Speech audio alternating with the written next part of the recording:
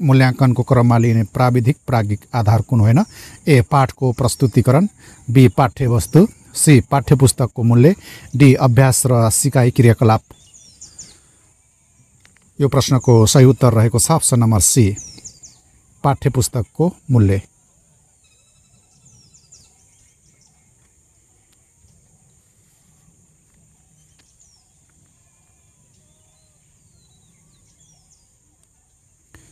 प्रश्न नम्बर 27, विद्यालय तहको पाठ्यक्रम विकासको लागि सबैभन्दा महत्त्वपूर्ण मार्गदर्शक दस्तावेज कुन हो? ए. राष्ट्रिय पाठ्यक्रम प्रारूप 2076, बी. राष्ट्रिय शिक्षा नीति 2076, सी. पाठ्यक्रम तथा पाठ्यपुस्तक विकास निर्देशिका 2076, डी. शिक्षा ऐन 2028। विद्यालय तहको पाठ्यक्रम विकासको लागि सबैभन्दा महत्त्वपूर्ण मार्गदर्शक दस्तावेज कुन हो?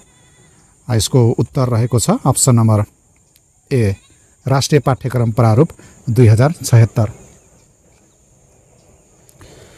प्रश्न नम्बर 28, फोटो, फ्ल्यास कार्ड, चित्र कुन सामग्री अन्तर्गत पर्छ? फोटो, फ्ल्यास कार्ड, चित्र कुन सामग्री अन्तर्गत पर्छ? ए. श्रव्य, बी. श्रव्य दृश्य, सी. दृश्य, डी. प्रविधिमा आधारित। यो चाहिँ दृश्य सामग्री हो, अप्सन सी सही रहेको छ। फोटो, फ्ल्यास कार्ड, चित्र आदि दृश्य सामग्री अन्तर्गत पर्छ। प्रश्न नम्बर 29, निगमन विधिका प्रतिपादक को हुन्? निगमन विधिका प्रतिपादक को हुन्? ए. अरस्तु, बी. Bacon, C. डिबे, डी. एरिस्टोटल। निगमन विधिका प्रतिपादक चाहिँ अरस्तु रहेका छन्। यसको सही उत्तर अप्सन ए हो, अरस्तु।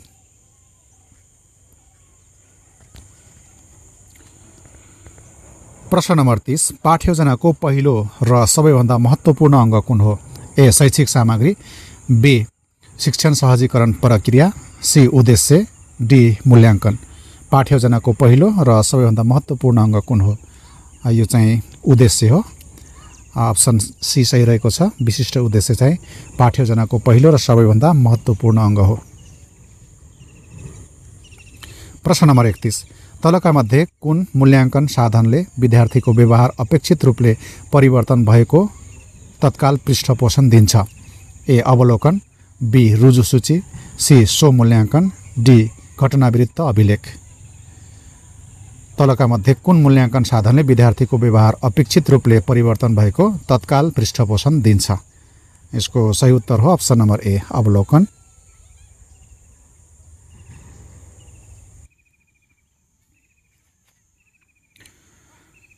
त्यस्तै गरी प्रश्न नम्बर 32 रहेको छ, तलका कुन चाहिँ प्रभावकारी कक्षा कोठा व्यवस्थापनको तत्त्व होइन?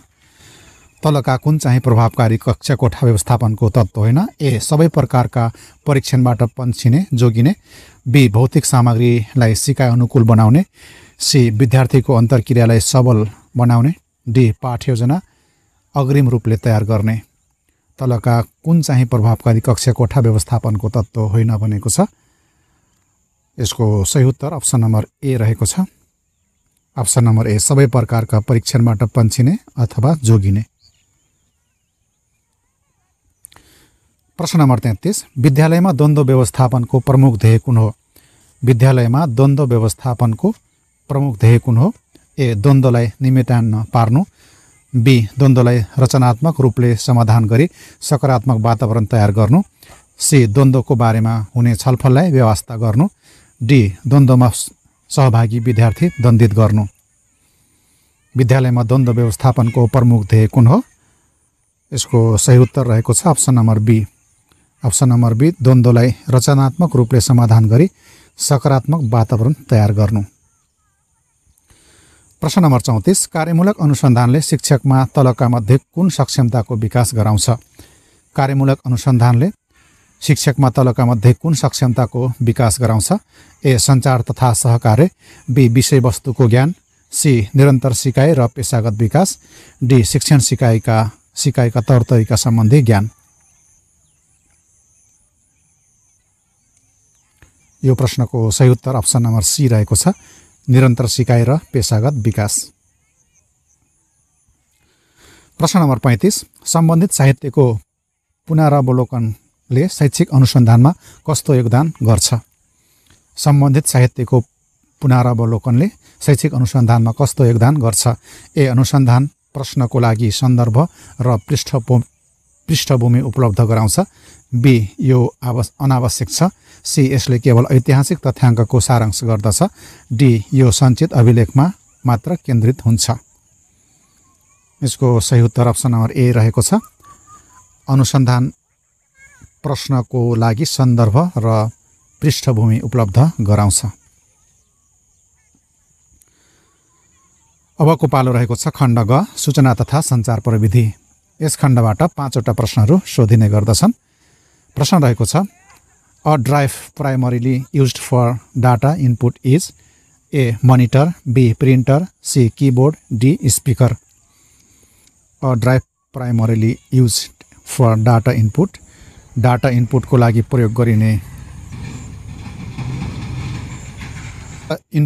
प्रयोग गरिने डिभाइस कुन हो भनेको छ। यहाँ अप्सन रहेको छ मनिटर, प्रिन्टर, किबोर्ड र स्पिकर। यसको सही उत्तर अप्सन नम्बर सी रहेको छ। डाटा इनपुट गर्नको लागि किबोर्डको प्रयोग गरिन्छ।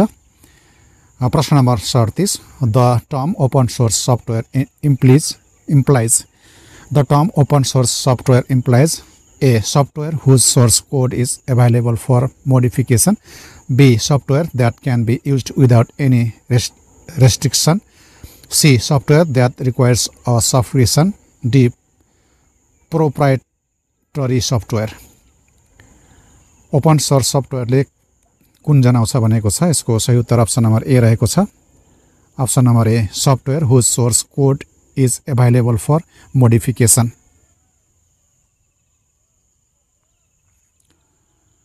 प्रश्न number 38, the structure of an email message typically includes A. Only the subject line, B. Images and attachment only, C. A greeting, body and closing, D. none of the above। इमेलको म्यासेजमा के समावेश गरिएको हुन्छ भनेको छ। यसको सही उत्तर रहेको छ option number C. Option number C सही रहेको छ। ग्रिटिङ, बडी एन्ड क्लोजिङ, यो तीनवटा मुख्य पाठहरू रहेको हुन्छ। ग्रिटिङ, बडी र क्लोजिङ। प्रश्न number 39, e books in education are primarily used for A. Enhancing audio quality, B. Conducting scientific experiment, C. Creating presentations, D. Providing digital access to text books and reading. E book के को लागि प्रयोग गरिन्छ भनेको छ। यसको उत्तर रहेको छ option number D, providing digital access to text books and reading. त्यस्तै गरी सूचना तथा सञ्चार प्रविधि अन्तर्गतको अन्तिम प्रश्न रहेको छ, the primary purpose of antivirus software is to option A. Create backup, B. Protect against malware and other security threats, C. Improve internet speed, D. Design graphics. यसको सही उत्तर अप्सन नम्बर बी रहेको छ। Option number B, protect against malware and other security threats. अबको पालो रहेको छ खण्ड घ, संविधान, शिक्षा सम्बन्धी ऐन तथा नियमहरू। यस खण्डबाट पनि 5वटै प्रश्नहरू सोधिने गर्दछन्। प्रश्न रहेको छ, नेपालको संविधान 2072 मा उल्लेखित शिक्षा सम्बन्धी हक अनुसार कानुन बमोजिम निशुल्क उच्च शिक्षा पाउने हक तलका मध्ये कुन समूहलाई छ? ए. दलित समुदाय, बी. अपाङ्गता भएका र आर्थिक रूपले विपन्न, सी. आर्थिक रूपले विपन्न र दलित समुदाय, डी. अपाङ्गता भएका र दलित समुदाय।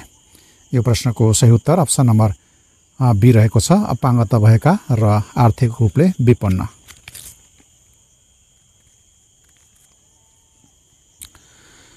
प्रश्न नम्बर 42, शिक्षक सेवा आयोगको अध्यक्ष हुन चाहिने योग्यता तलका मध्ये कुन हो? शिक्षक सेवा आयोगको अध्यक्ष हुन चाहिने योग्यता तलका मध्ये कुन हो? ए. नेपाल सरकारको विशिष्ट श्रेणीको अनुभव प्राप्त गरेको, बी. नेपाल सरकारले विशिष्ट श्रेणीमा 5 वर्षको अनुभव प्राप्त गरेको, सी शिक्षा विषयमा स्नातकोत्तर उपाधि प्राप्त गरेको, डी 60 वर्ष उमेर ननागेको। यो प्रश्नको उत्तर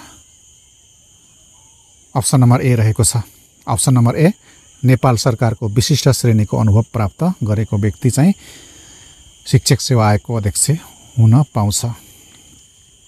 प्रश्न नम्बर 43, प्रचलित शिक्षा नियमावली अनुसार प्राथमिक तहको विद्यार्थीको लागि प्रति विद्यार्थी कक्षा कोठाको न्यूनतम क्षेत्रफल कति हुनुपर्ने व्यवस्था छ?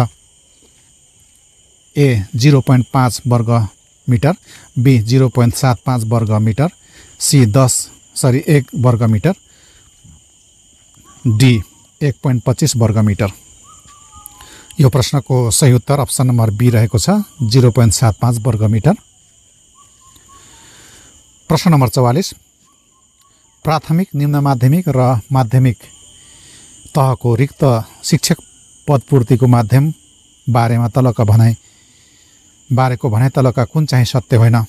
ए तृतीय श्रेणीको पद खुल्ला प्रतियोगितात्मक परीक्षाबाट पदपूर्ति हुने, बी द्वितीय श्रेणी पद खुल्ला बढुवाको माध्यमबाट पदपूर्ति हुने, सी प्रथम श्रेणीको पद खुल्ला बढुवाको माध्यमबाट पदपूर्ति हुने, डी तृतीय श्रेणीको 25% पद बढुवाको माध्यमबाट पूर्ति हुने।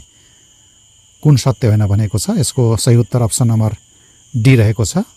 अप्सन नम्बर डी सत्य होइन। तृतीय श्रेणीको 25% पद बढुवाको माध्यमबाट पदपूर्ति हुने भनेको छ, यो चाहिँ होइन। प्रश्न नम्बर 45, विद्यालय तहको पाठ्यक्रम तथा पाठ्यपुस्तक सम्बन्ध कुन कार्य स्थानीय तहको अधिकार क्षेत्रभित्र पर्दैन? ए मुख्य पाठ्यक्रम निर्माण, बी पाठ्यक्रम कार्यान्वयन, सी स्थानीय पाठ्यक्रम निर्माण, डी पाठ्य सामग्री वितरण।